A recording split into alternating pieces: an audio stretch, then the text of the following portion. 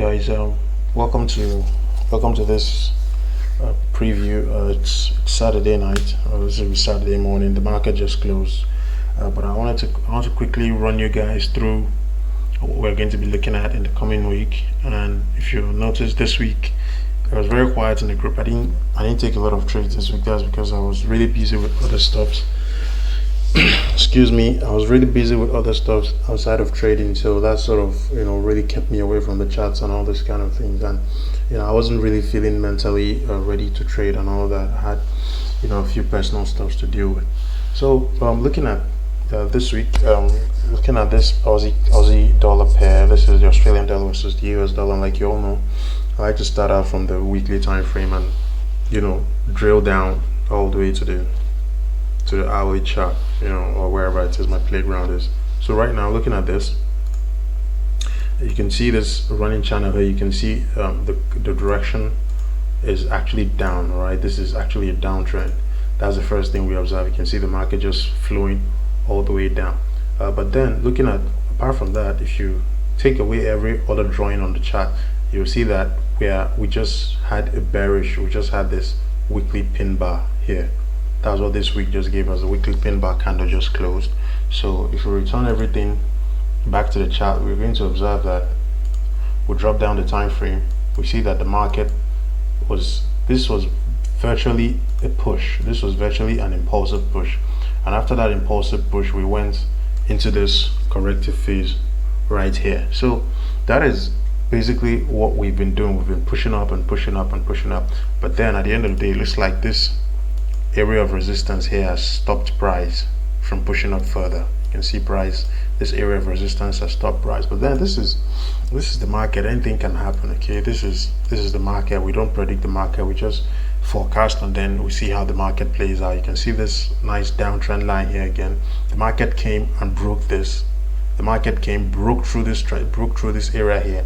And if you drop down the time frame, you start to see things a lot clearer. You see where that trend line started. You see this high here, and then you see the market broke through it, retested it, and went long.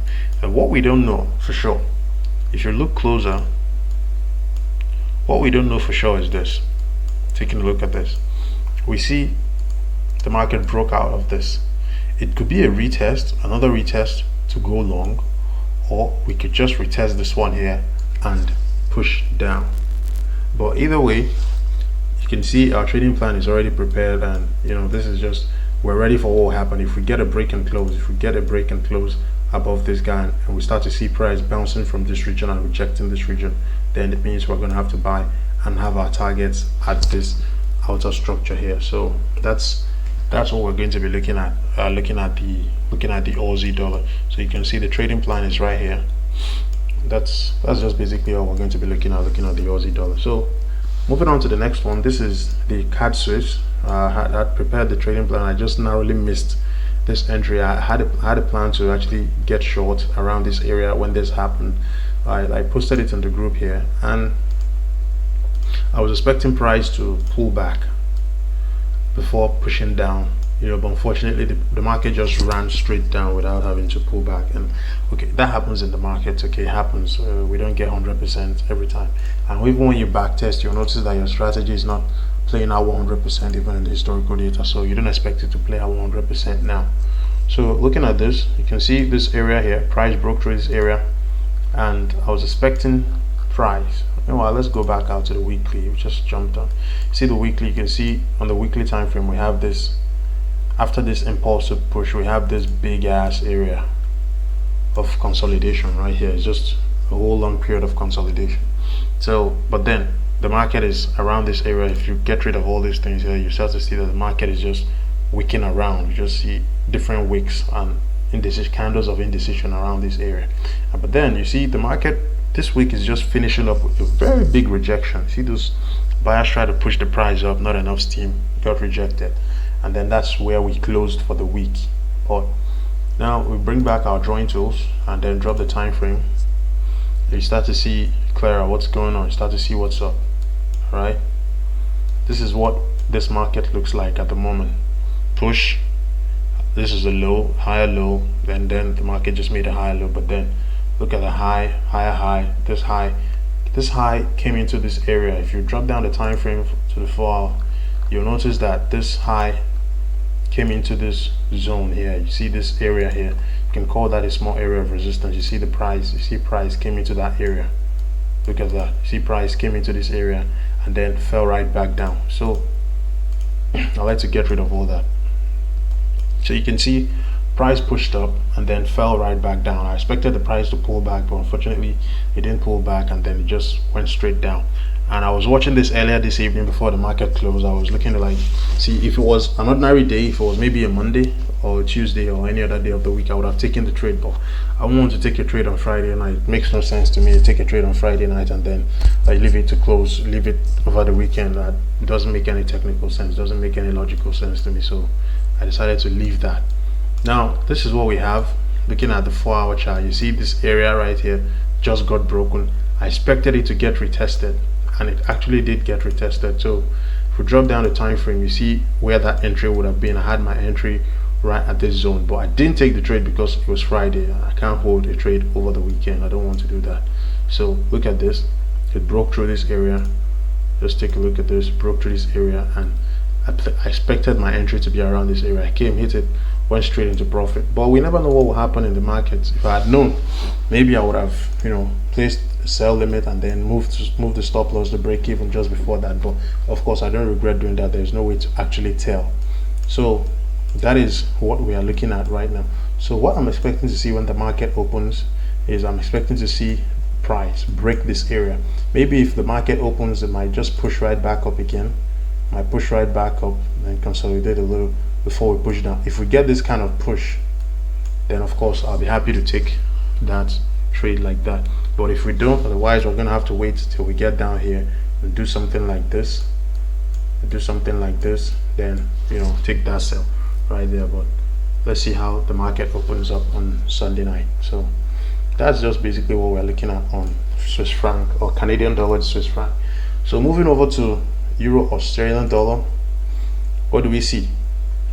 This is just a big uptrend, like big channel. See price was pushing up. You see price, this is how I like to look at my market chart. So see price was pushing up and all that. Then we drop down the time frame. But if we go back to the weekly and get rid of the drawing tools, you see this is a big ass rejection. Okay, see, this is the price has rejected. The price spent the entire of this week rejecting this lower zone, showing that we could get a continued bullish push to the upside when the market opens up next week. So that's that. Then we drop down the time frame to the daily. We see that price came into this zone, came into this area here and stopped, and then pushed right back up.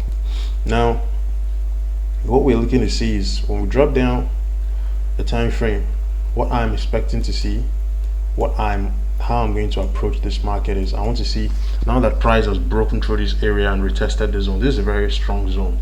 So what I'm expecting to see is I'm expecting to see price push down into the zone before I start looking for possible buying opportunities. And if you take the Fibonacci tool, which is probably one of the favorite tools on my trading, you see that area correlates nicely with the 0.5 fib level, which is a very, very solid fib level. And we'll be looking to see how that plays out.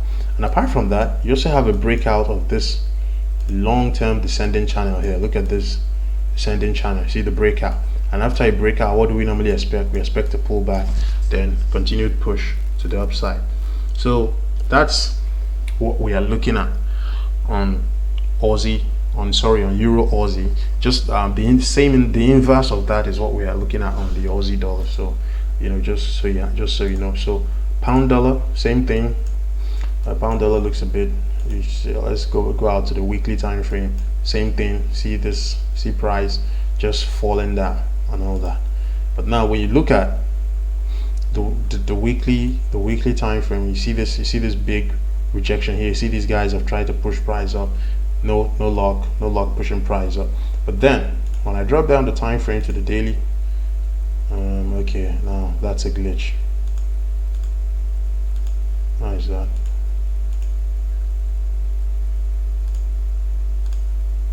Oof, boy. Oh, all right. I think everything is back to normal now.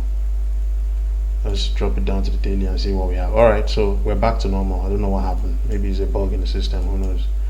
So you see, this is one big impulse move, and after an impulse, what do we normally get? Correction, right? Correction. But then this correction, see, this correction is quite a big one. Like the price has almost pulled back. How many percent? The price has pulled back. Take it from this low to this high. Take it from this low to this high. Price is close beyond 38.2. This is no longer an impulse. Like it's now more than a correction, based on how I would look at the market on my own strategy. So this is the pound dollar. We've seen price push up, give us something like a head and shoulders pattern. If you look at this, you would see that it looks like this is a head, left shoulder. This is like a head and shoulders pattern. But then if we drop down the time frame, you start to see things a bit more clearer. Now this is an area here. You see this area acted as support. This area up here acted as resistance, and now we're expecting price, since we've broken above this area impulsively, we're expecting price to turn this area to a potential support to push price to the upside. And if we see a rejection around here, if we start to see, let me remove that. If we start to see any form of rejection around this zone, what I'll now be looking to see is I'll be looking to ride the market all the way up to retest these zones that have been tested in the past to give us a triple top. And if we do break it, then of course I'll be going long. But for now, what we're looking at is we're expecting this area to act in confluence with this ascending trend line here. See this trend line? We're expecting price to, act in confluence with that and give us, a push to the upside. But if the market is, we don't know if the market is going to push out further to the downside. But if we get a clear break, we don't just cater. If we get a clear break of this level, clear impulsive break, then we'll be looking for the correction to come back down and retest this area. That's what we're going to be looking at. We'll be looking to take a trade all the way down to retest these zones right here. So we don't know what's going to happen next, but we'll be following price. Price won't follow us, we'll follow price. So this is basically all that I'm looking at pound dollar, looking at pound dollar. As you noticed, you can see my analysis usually starts from the weekly, the daily, and then the 4 hour. That's where I get all my directional buyers. Then for me to get the entry, I have to now go down to these lower time frames to get a clear entry. So now that's that about pound dollar. The next one, this is Nasdaq. Okay, not a lot of guys trade Nasdaq. So looking at Nasdaq, what do we have?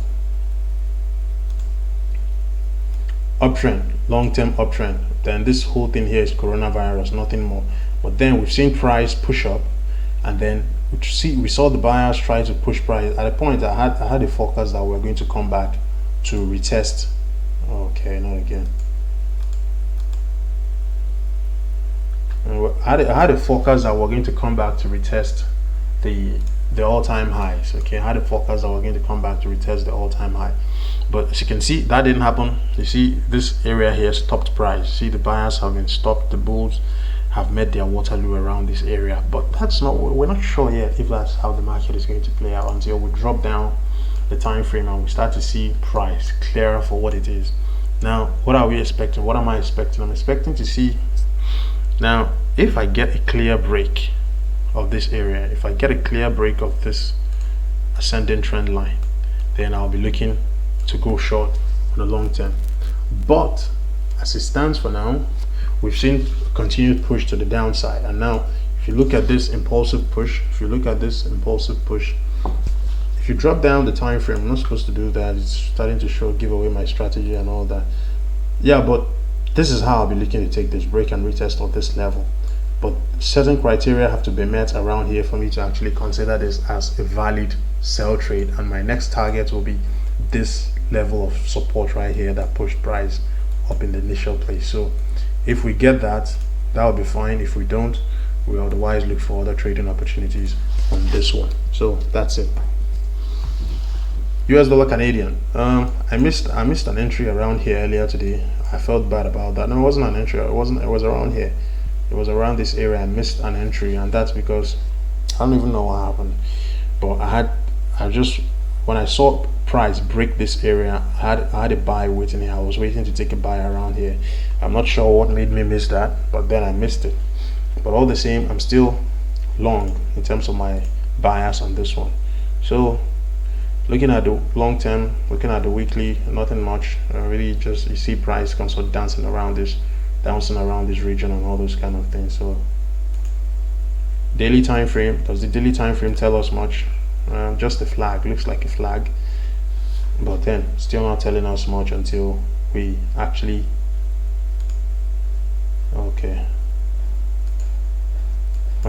push down. You see this area of support right here. You see this area supporting price, and we see these two big candles showing us that, man, this market is still about to push to the upside. And all these things happening to the Canadian dollar is based on, you know, oil being knocked about and all that. It's a commodity currency. Canada is a big exporter of oil, so you don't expect the whole thing happening with oil not to affect their currency. You'll be stupid to think that. So now looking at this on the let's go back. Look at this area here. You have resistance, right? This is going to be another big area of battle. See, this area of support has pushed price up, but then we're heading into another resistance, and how price behaves around this area is going to be crucial. Now what I'm expecting is, I'm still expecting price to push in to test these highs here. I'm still expecting price to push in to test the highs. And you know, if it wasn't a weekend, if it wasn't a Friday, I would have had an entry around here, but then and just follow this wick up here. But you know, I saw that, but there's no need to take that. It's a Friday night. Okay, so now we've broken out of this impulsively. What are we expecting to see? If you notice, I have my entry quite high up there, and that's because of something I saw on the hourly time frame. Now take a look at this. You see this area of support. See this area of support push price up here, acted as resistance briefly, broke it, retested. Now we're pushing up. So the same thing we're expecting here. I expected price to come into this area as well after breaking this area, to retest it for a potential to possibly push price to the upside. But unfortunately, it's a Friday. There's no way we're going to get involved in this one. There's no way we're going to get involved in something like this on a Friday night. But then when the market opens on Monday, we'll be taking a look at USD Canadian dollar to see what's up. So that's that about that. Now the last one on the list, we have gold. Gold, I was just actually doing some back testing on gold. This is what it looks like on the weekly time frame. Overall uptrend, right? Overall uptrend. And if you zoom out a little bit, you can see that we've come into this area here, very, very solid area, you know, of resistance. And it will take a very, very solid fundamental reason to break through this area. But let's keep our fingers crossed. Now drop down to the daily time frame. What do we see? Uptrend, right? Impulse, uptrend, just uptrend. Then down here on the flower we have a double top. This is one top, this is the second top. And now looking at this trend line, we just broke out of it, right? Now I'm expecting price to retest and then push down. That is what I'm expecting to see on gold. But then this pair is crazy. We could still see price spike up. Let me drop down to the hourly time frame so you can see this a bit clearer. I was looking to hold a buy around this area before, you know, the market closed. Fortunately, once the market closes, there's nothing we can. This just from back testing I was doing. So you can see I was trying to see if I could hold a buy into this area, because I know there's going to be a very, very strong sell pressure coming into this zone. There's going to be a very strong sell pressure coming into this zone here. This is a very strong area of supply. So I'm expecting sell pressure to come into this area and then push price down. But I just wanted to target to take a trade and ride into that area, then get out and then start to look for selling opportunities around this area if it doesn't break. So going into the coming week, I'll be happy to see price push into this zone. I'll be happy to see price push in here, then dance around for a little bit, then give us that reason to go short. And if we can get that, it'll be a very beautiful trade. As you can see, minimal risk, and we have about 1 to 6 risk to reward and all that. So it's lining up to be a very beautiful trade. And this coming week is going to be, I'm going to be actively trading. The group is going to be very busy and all those kind of things. So I encourage everyone to take the trades that we're going to be taking, and we're going to follow the rules consistently and follow all trading rules consistently. And if you also notice, I have something around here. If it breaks this zone and retest it, we still have a continued opportunity to push price all the way to retest these lows, and then if we're going to get a continued rally to the upside, it's going to be somewhere around here, but that's what we don't know for now. So that's just basically everything I wanted to. This is just everything I wanted to show you guys about, you know, the pairs that I have on my watch list. And I think I'm going to be watching these pairs for now. I'm trying to narrow down the pairs I trade, and the reason I'm trying to do that is I'm trying to specialize in this business. Like, the whole idea of running up and down looking for setups here and there, so there's too much noise in forex, and there's too much noise in trading generally. And if if you're not careful, you could just find yourself you're everywhere. So the ultimate thing is just to specialize. I have about 1, 2, 3, 4, 5, 6, 7. I have 7 instruments here. With time, I look to narrow them. I'm looking to narrow them down just to a few, and I've back tested them, and I'm just looking to see the ones that perform optimally, and the ones that don't perform well, I get rid of them, and then I keep my focus on the ones that are performing well. And that's how to do this business. And you want to specialize and just keep your focus on one thing. So please, I want to thank you guys for watching, and please take all the signals that come into the group. Take all the signals. When I post a trade, I don't know which one will win, I don't know which one will lose. I'm not trading. Nobody places a trade and expects to lose his trade. So you could take one and then say you're not taking the next one, and the one you took will be the one that will lose, and then the one you didn't take will be the one that will win. I mean, it happens all the time. So take all the trades. Know that there will always be losses, but at the end of the day, the ultimate thing is to come out on top of your losses, because you're using a very, very good risk to reward ratio, and then you have a good win rate. So that is basically everything about. That's just everything about. There's no other thing. There's no other thing to it and all those kind of things. So please, I'll leave a link to as well. Like, this is, I'm going to be dropping this on Telegram, so it's not going to YouTube. It's for the community. So I'm going to leave a link to the Telegram channel, to the YouTube channel, and if I change my mind and post it to YouTube, who knows, I'll leave a link to the Telegram channel as well. So just join our trading community, subscribe to the YouTube channel, like the video, so the algorithm can help us to push the videos and see that, okay, people are really interested in watching these videos and all those kind of things. So trust me, honestly, we're going to be making a lot of money in this group. The year has been funny for me in terms of my trading, but we still have 7 more months to go, and let's kill the month of May. Peace, guys. Thank you.